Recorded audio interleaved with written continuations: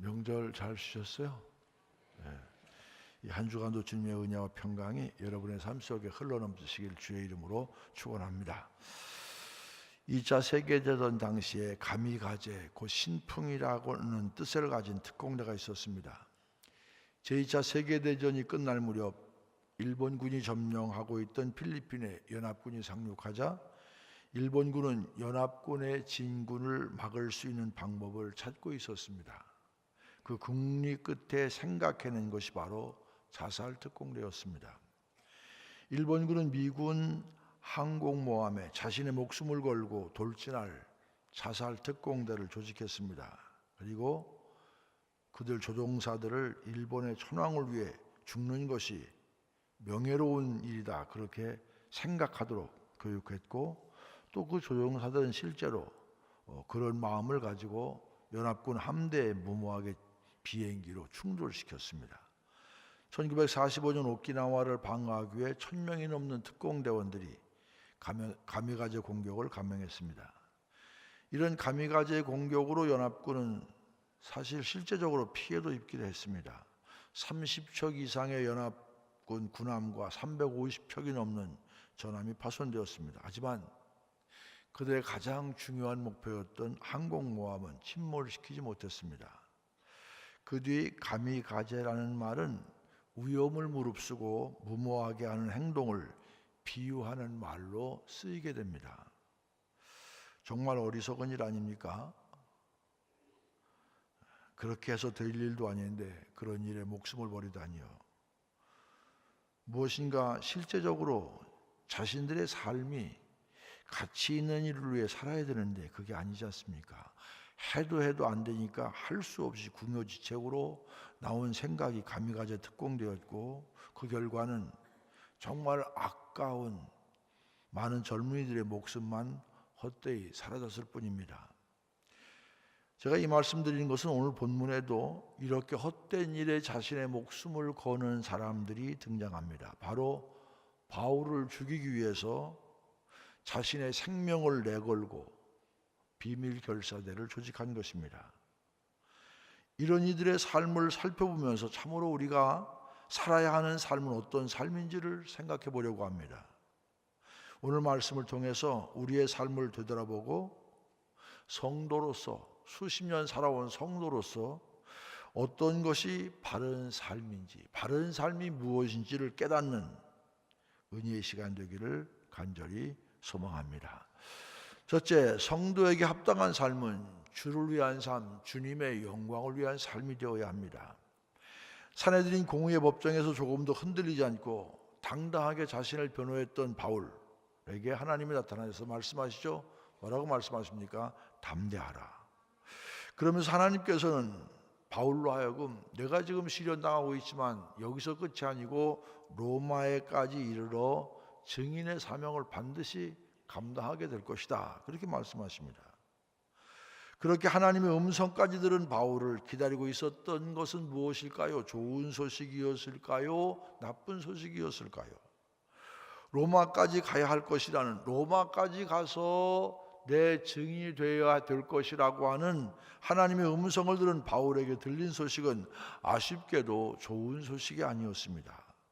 본문 12절 13절 같이 한번 읽겠습니다. 한 목소리로 읽겠습니다. 날이 새매 유대인들이 당을 지어 맹세하되 바울을 죽이기 전에는 먹지도 아니하고 마시지도 아니하겠다 하고 이같이 동맹한 자가 몇 명이라고요? 40여 명이더라. 40여 명의 바울을 죽이기 위한 비밀 결사단이 조직되었던 것입니다. 이들은 바울을 죽이기 전에는 먹지도 아니하고 마시지도 않겠다, 비장한 결심을 했습니다. 한마디로 사생결단입니다. 그런데 생각해 봅시다. 이들이 무엇 때문에 사생결단까지 한 것일까요? 과연 무엇 때문에 자신의 생명까지 내놓으면서 바울을 죽이려고 했습니까? 바울의 목숨이 자신들과 무슨 상관이 있다고 바울을 죽여야 자신이 살 수 있다, 그렇게 생각을 했을까요? 당시 많은 유대인들이 그랬던 것처럼 이들은 바울이 전하는 복음을 들으면서 위협을 느낍니다. 바울이 전하는 복음 때문에 자신들의 전통이 위협받고 자신들의 전통이 파괴되는 불순한 선동이다. 그렇게 바울의 복음 증거에 대해서 생각했습니다. 사실은 이런 생각에 가장 앞장섰던 사람은 회심하기 전에 바울이었습니다. 사도행전 9장 11절 2절로 다시 한번 돌아갑니다. 사도행전 9장 1절 같이 한번 읽겠습니다. 시작. 사울이 주의 사자들에 대하여 여전히 위협과 살기가 등등하여 대제사장에게 가서 다메섹 여러 회당에 가져갈 공문을 청하니 이는 만일 그 도를 따르는 사람을 만나면 남녀를 막론하고 결박하여 예루살렘으로 잡아오려 함이라. 바울은 주님을 따르는 자들을 위협하였고 그들에 대해서 살기를 띠고 있었습니다. 눈에 불을 켜고 다니면서 어떻게든 예수 믿는 사람, 부활의 주님을 따르는 그리스도인들을 잡아 죽이려고 했던 사람이 바로 바울이었습니다. 달메섹으로 간 것도 그리스도인이라면 남녀 구분 없이 잡아들여서 예루살렘으로 끌고 오기 위함이었습니다. 바울은 험하고 굳은 일 마다하지 않고 누가 시킨 것도 아닌데 자청해서 다메섹까지 갈 정도로 누구보다도 예수 믿는 사람들을 핍박하고 예수 믿는 사람들을 잡아 죽이는 그 일에 열정적이었습니다. 바울은 열정이 대단했습니다. 그런데 문제는 그 당시 바울이 가지고 있었던 열정이 잘못되었다는 것입니다. 잘못된 삶의 목적을 가지고 있었기 때문에 당시 바울이 열심을 내면 낼수록 더 많은 그리스도인들이 잡히고 순교를 당하게 됐습니다. 그렇기 때문에 우리가 깊이 생각해볼 자신을 돌아볼 일은 뭐냐? 과연 열정적으로 살고 있다고 스스로 생각하는 우리가 가치 있는 일에 우리의 삶을 걸고 있느냐는 것입니다. 회심 전에 바울처럼 잘못된 목적을 향해 살았다면 열심히 살면 열심히 살수록 더 좋지 않은 결과를 얻게 되지 않습니까? 17세기 네덜란드에는 튤립 때문에 목숨을 끊는 사람이 많았습니다. 당시 네덜란드는 최고의 황금기를 맞이하고 있었는데 1630년대 터키에서 수입된 튤립이 큰 인기를 끌게 되었습니다. 특히 줄무늬가 있는 튤립은 더욱 인기가 있어서 일종의 부의 상징처럼 여겼습니다. 줄무늬 튤립을 가진 사람들은 부유층 사람으로 인정받는 그런 분위기였습니다. 그러다 보니 튤립의 모종까지 비싼 값으로 사는 사람들이 생겨났습니다. 몇 개월 만에 튤립 모종 가격이 서너 배 이상 치솟기 시작합니다. 그래도 사려는 사람들이 계속 몰리자 다시 몇 개월 만에 변종 튤립 가격은 10배에서 20배까지 올랐습니다. 꽃이 피지도 않았는데 미리 어느 시점을 정해서 특정한 가격에 매매한다는 계약을 사고 파는 선물 거래까지 등장했습니다. 1630년대 중반에는 튤립 모종 하나가 오늘날로 환산하면 약 1억 원이 넘었습니다. 그러던 어느 날 그러면 이제 문제가 시작되는 겁니다. 갑자기 가격 거품이 꺼지기 시작합니다. 사람들이 튤립 묘종을 내놓기 시작하면서 가격이 폭락합니다. 그래서 1, 2년 사이에 수십 배 올랐던 튤립 가격이 불과 4개월 만에 95% 이상 하락했습니다. 그러자 빚을 얻어서 튤립을 샀던 사람들 중에 파산자가 속출합니다. 튤립 투기로 전 재산을 잃은 사람들의 시신이 매일같이 강수면에 떠올랐습니다. 훗날 사람들은 이런 일련의 사건을 일컬어서 튤립 파동이다 그렇게 부릅니다.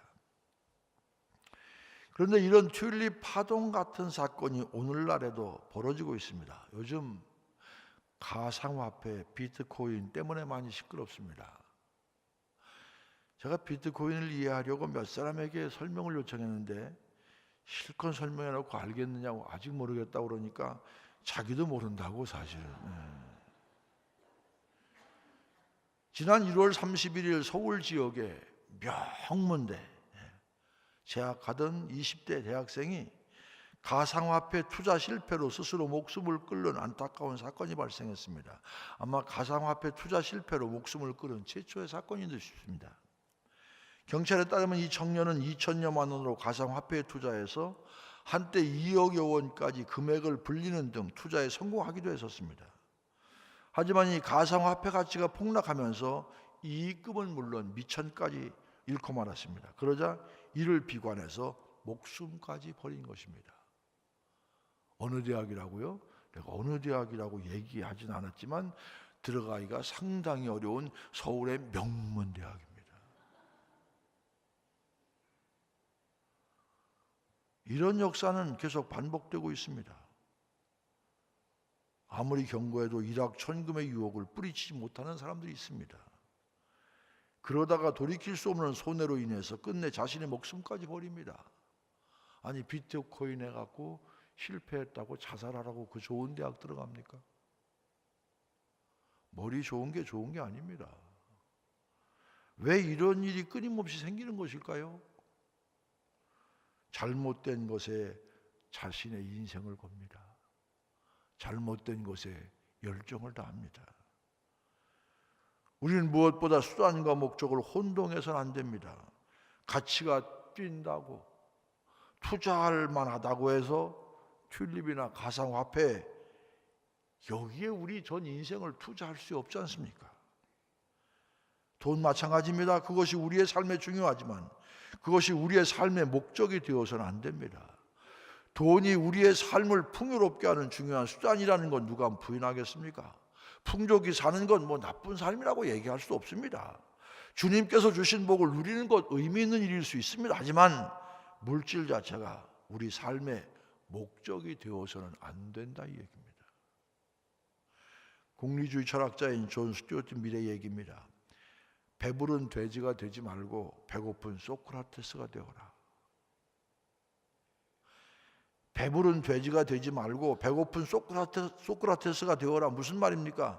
인생의 목적이 배부른 것에 있는 삶을 살지 말라 그런 얘기입니다. 배부른 것이 우리 인생의 목적이 아니다는 얘기입니다. 설사 조금 배가 고프더라도 참된 인생의 목적을 찾기 위해 고민하면서 인생이 그것을 이루기 위해서 열정을 그런데 쏟아붓는 그런 삶이 되어야 한다는 것 아닙니까? 이쯤에 우리 스스로 돌아갑시다. 여러분 무엇으로 살아가고 있습니까? 여러분의 삶의 목적은 무엇입니까? 잘못된 목적을 향해 달려가면 아무리 빨리 가도 잘못된 목적밖에는 이룰 수가 없습니다.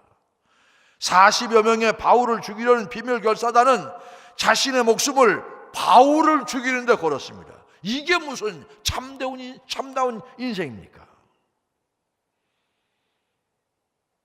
여러분의 삶도 헛된 것에 걸지 마십시오. 여러분이 5년을 예수 믿었던 10년을 예수 믿었던 평생 예수를 믿었던 왜 예수를 믿습니까? 여러분의 삶의 목적은 뭡니까? 수도 없이 들었던 얘기 있지 않습니까? 뭐예요? 한번 해요. 여러분이 예수 믿는 목적은 뭡니까? 여러분이 뭘 위해 삽니까? 일부 예배는 도로도로 대답하는 사람이 있던데 여러분의 인생의 목적은 뭡니까? 성도로서 여러분이 사는 이 목적이 뭐냐고요? 참 나도 한심하네. 여러분 뭘 위해 삽니까? 뭘 위해 삽니까? 뭘 위해 삽니까? 우물우물하지 마세요. 뭘 위해 삽니까? 크게 좀 하세요. 자신 있게. 뭘 위해 삽니까? 더 크게 해보세요. 뭘 위해 삽니까? 그런 정도 소신이 없어갖고 무슨 인생을 살아가겠어요. 우리가 예수 믿으면서 하나님이 수도 없이 들은 얘기는 뭡니까? 우리의 삶은 우리의 삶 자체가 하나님의 영광이 돼야 된다는 얘기입니다. 하나님이 우리의 삶을 보면서 아 잘했다, 내 아들 내 딸아 너 잘 살았다, 그렇게 사는 것이다. 세상 사람도 우리의 인생을 보면서 그래 예수 믿는 사람 뭐가 달라, 저 사람 보면 예수님 보는 것 같다, 이런 인생을 살아야 된다는, 이게 바로 우리가 살아야 될 인생의 목적 아닙니까?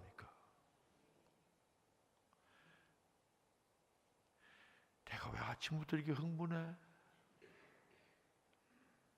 여러분 평생 예수 믿으면서 그런 생각하지 않습니까? 우리의 삶은 바로 주님의 영광을 위한 삶입니다. 우리를 구원해 주신 그 주님께 영광 돌리는 삶입니다. 바로 만물을 창조하시고 우리 인생을 만드신 그분의 영광을 위한 삶입니다. 그분의 영광을 위해 살 때 그분께서 우리의 삶을 아름답게 이끌어 주실 줄로 믿습니다. 다니엘서는 이렇게 말합니다. 지혜 있는 자는 궁창의 빛과 같이 빛날 것이요 많은 사람을 옳은 대로 돌아오게 하는 자는 별과 같이 영원토록 빛나리라. 주님을 위한 삶을 사는 자가 지혜로운 자요, 지혜로운 자의 인생은 주님께서 별과 같이 빛나는 인생으로 만들어 주신다는 말씀입니다. 세상에 헛된 것을 위해 목숨을 거는 어리석은 자가 아니라 주님을 위해서 별과 같이 빛나는 인생을 살아가는 여러분들 되시기를 바랍니다. 헛된 것에 우리의 목숨 걸지 마십시오. 헛된 것에 열정을 투입하지 마십시오. 또 하나, 성도에게 합당한 삶은 주어진 책임을 다하는 삶입니다. 바울을 살해하려는 비밀 결사단은 천부장에게 재심을 요청해서 법정에 출두하려고 할 때 길가에 매복해 있다가 바울을 죽이려 했습니다.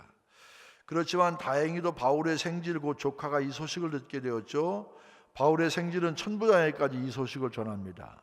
이야기를 들은 천부장은 사태의 심각성을 깨닫고 밤중에 몰래 바울을 빼내기로, 어디로? 바로 빌립보에 있는 가이사랴 빌립보에 있는 바로 이 백부장 벨릭스에게 보내려고 합니다. 그래서 23절에 기록된 대로 백부장을 통해서 제3시, 밤 제3시, 오늘날로 얘기하면 저녁 9시에 바울을 이송할 보병 200명, 기병 70명, 창병 200명을 준비토록 합니다. 바울 한 명을 호송하기 위해서 호위병력을 무려 몇 명? 470명이나 동원했습니다.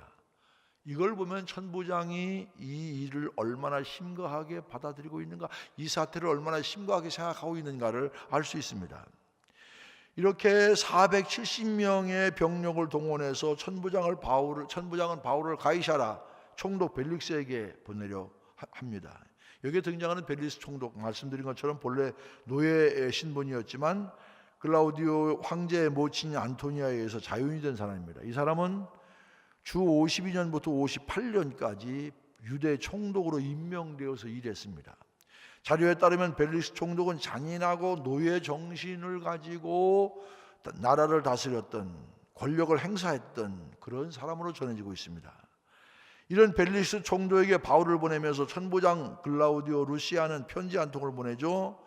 이 편지에서 천부장은 바울과 관련된 사건을 설명합니다. 그런데 27절 설명이 우리의 주의를 끕니다. 27절 같이 한번 읽겠습니다. 시작. 이 사람이 유대인들에게 잡혀 죽게 된 것을 내가 로마 사람인 줄 들어 알고 군대를 거느리고 가서 구원하여다가, 지금 벨릭스 총독에게 편지를 보내면서 이 천부장은 이렇게 말하는데 사실 이 설명은 진실이 아니죠. 천부장 루시아는 로마 사람인 줄 들어 알고 간 것이 아니라 처음에 루시아는 로마 사람인 줄 몰랐어요. 그래서 사도행전 22장 24절 보면 천부장은 바울을 채찍으로 신문하라 그래요. 채찍질로 신문하라고 직접 명합니다. 이 명에 따라 채찍질하게 가죽줄로 매자 바울은 뭐라고 얘기해요? 너희가 로마 시민 된 자를 죄도 정하지 않고 채찍질할 수 있느냐. 당시 로마 법은 로마 시민을 보호하기 위해서 로마 시민들에게는 죄가 정해지기 전에는 벌을 줄 수가 없었어요. 로마 시민 된 자를 죄도 정하지 않고 채찍질할 수 있냐? 항의했죠. 처음 듣는 얘기 아니에요. 2주 전에 다 얘기했어요. 그런데 천부장은 벨릭스 총독에게 편지를 보내면서 교묘하게 사실을 왜곡합니다. 자신은 바울이 로마 사람임을 알았기 때문에 로마 사람인 그를 구하기 위해서 군대를 동원했다고 얘기해요. 왜 그렇게 얘기했습니까? 간단합니다. 로마 사람인 바울을 재판도 하지 않고 일방적으로 채찍질하려고 했다는 사실이 밝혀지면 자신에게 불이익이, 자신에게 화가 돌아올 수 있다고 생각했기 때문입니다. 그래서 천부장은 있는 그대로 이야기하지 않고 진실과는 상관없이 바울과 관련된 사건을 자신에게 최대 유리한 쪽으로 서술합니다. 한마디로 이 사태에 대해서 자기가 책임지려 하지 않았습니다. 그리고 빌룩스에게 넘깁니다. 사실 천부장이라는 자리는 결코 낮은 직급은 아닙니다. 천부장이라고 번역된 단어는 라틴어 트리부누스 밀리툼이라는 로마 군사 직책을 번역한 단어입니다. 이 트리부누스 밀리툼은 6개의 백인대 100명으로 구성된 6개의 부대를 총괄하던 지휘관입니다. 600명을 지휘하던 지휘관인데 뭐 요즘 숫자로 따지면 대대장급 정도 되겠지만 사실 그 당시엔 지금의 대대장급보다는 훨씬 좀 높은 직책이라 할 수 있습니다. 하지만 그렇게 높은 지위에 있던 천부장 클라우디오 루시아는 자신에게 불이익이 닥쳐올까 봐 사태를 책임지려고 하기보다는 진실을 은폐하고 거짓을 서슴없이 꾸몄습니다. 안타까운 것은 이런 모습이 생각보다 세상 속에서 훨씬 자주 발견된다는 것입니다. 책임져야 될 사람이 자신의 책임을 회피합니다. 교묘하게 저 사람 탓, 저 사람 탓. 세상에 말하는 것 보면 자기는 잘못한 게 하나도 없어요. 특별히 정치하는 사람들이 그런 것 같아요. 참 우리가 정신 똑바로 차려야 됩니다. 이쪽 얘기 들으면 저쪽 얘기 들으면 이쪽 잘못이고 내 탓이라고 얘기하는 사람 한 사람도 없어요. 우리가 그런 시대에 살고 있어요. 남의 얘기 아닙니다. 그런 거 많이 봅니다. 2014년 4월 16일 우리나라 최악의 해상사고가 발생했습니다. 제주로 가던 세월호가 침몰했습니다. 이 배에는 단원고등학교 2학년 학생 325명을 비롯한 476명이 탑승했습니다. 그중에 295명이 사망했습니다. 물론 사고의 원인에 대해서는 아직도 정확히 밝혀지지 않았어요. 인양된 배가 목포항에 있더라고요.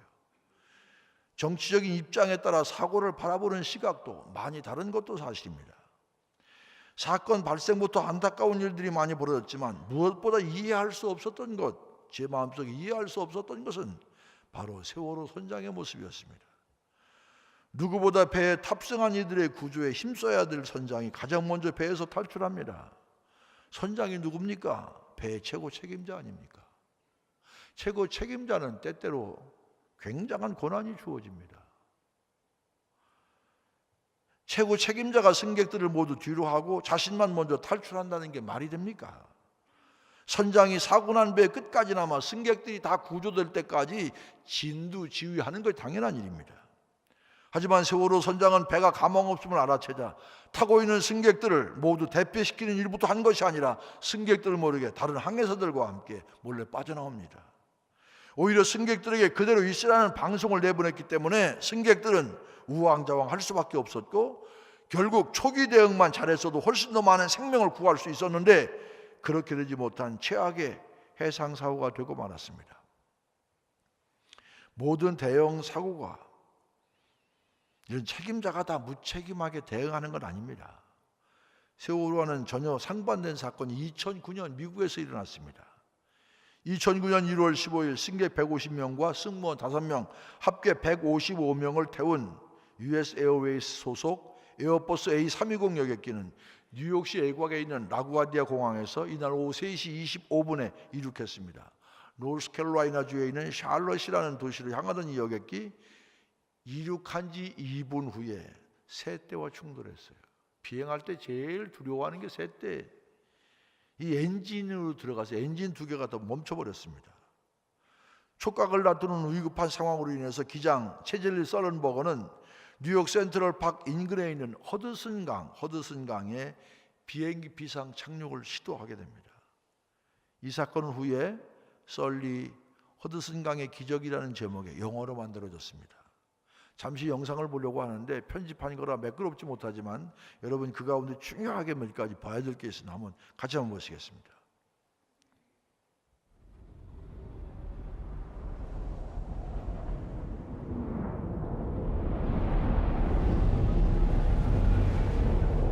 You got runway 29 available at Newark. It'll be 2 o'clock at 7 miles. You got any ideas?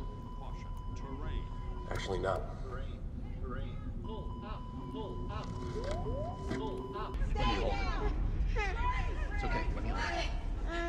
Down! Stay down! Heads down!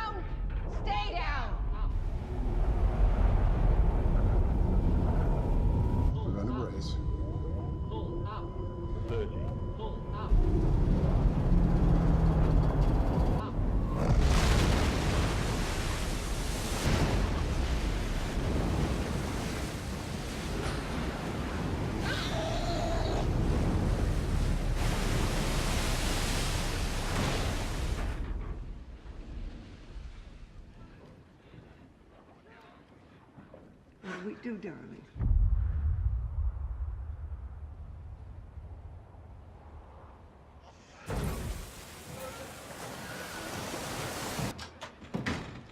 Evacuate. Evacuate. Grab your life vest, please. Opening forward door.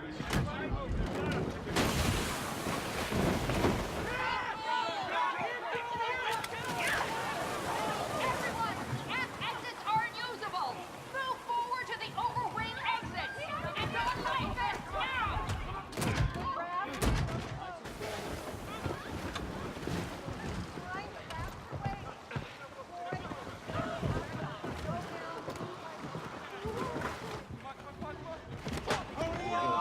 It's gonna be bitter out there. Here you go.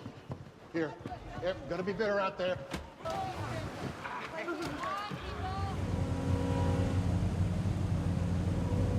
This is the Yogi Berra. We're 30 seconds out. Everybody got any problems? Just wait down there. We got some really good people coming on their way, all right? Is anyone still here? Come forward. Captain, come back. Come forward.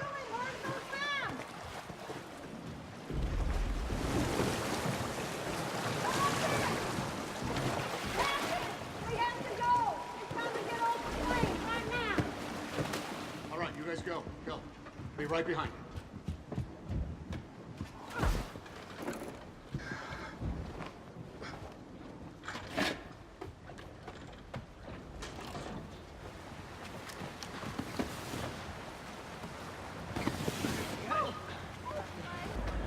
Dan, I need to know who's hurt and how badly, and I need a count. 155. That's my number. That's passengers and crew. Captain, I'm here to escort you to meet with Mayor Bloomberg and Police Commissioner Raymond Kelly. The mayor wants to say hello. We'll have to come down here. We're still working. Sully, I can keep assembling a count. Dan, because it was a domestic flight. Yeah, we got no manifest. We're gonna have to track the passenger information down one by one. Okay, can you help? Yeah, I'm gonna call Sean Pierre. We're gonna get you counted. Well, the union is pulling out all the big guns today, huh? Got a count? 155. 155. It's official. 155. 155.